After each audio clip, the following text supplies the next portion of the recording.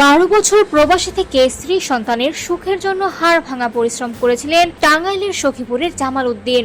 অথচ অসুস্থ হয়ে দেশে ফেরার পর সেই পরিবারের কাছে যেন হয়ে গেলেন বোঝা। অভিযোগ, ঘরে জায়গা না পেয়ে রাতের অন্ধকারে রাস্তায় পড়ে থাকতে হয়েছে তাকে।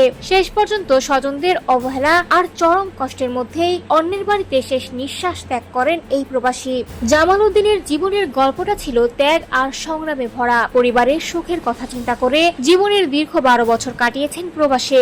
নিজের উপার্জনের অর্থ দিয়ে স্ত্রী সন্তানদের ভবিষ্যৎ গড়ার চেষ্টা করেছেন, কিন্তু সময়ের পরিক্রমায় অসুস্থ হয়ে যখন দেশে ফেরেন তখন তার হাতে ছিল না অর্থ, ছিল না আগের সেই সামর্থ্য। ভিডিওতে দাবি করা হয়েছে, দেশে ফেরার পর স্ত্রী ও সন্তানরা তাকে ঘরে আশ্রয় না দিয়ে রাতের অন্ধকারে রাস্তায় ফেলে দেন। অসহায় অবস্থায় তাকে দেখতে পান স্থানীয়রা। পরে এলাকাবাসীর উদ্যোগে জামাল উদ্দিনকে সখীপুর উপজেলা স্বাস্থ্য কমপ্লেক্সে ভর্তি করা হয়। চিকিৎসা শেষে তার জন্য আশ্রয়ের ব্যবস্থা করেন স্বজনদের একজন। শেষ পর্যন্ত এক ভাতিজির বাড়িতেই জীবনের শেষ সময় কাটে তার। কিন্তু শারীরিক অসুস্থতা, মানসিক কষ্ট আর পরিবারের অবহেলার ভার যেন আর সইতে পারেননি তিনি। সোমবার বিকেল 3:15 ভাতিজির বাড়িতে শেষ নিঃশ্বাস ত্যাগ করেন জামাল উদ্দিন। তবে এ ঘটনায় স্ত্রী রিনা আক্তারের দাবি, জামাল উদ্দিন দেশে ফেরার আগেই তিনি তাকে তালাক দিয়েছিলেন।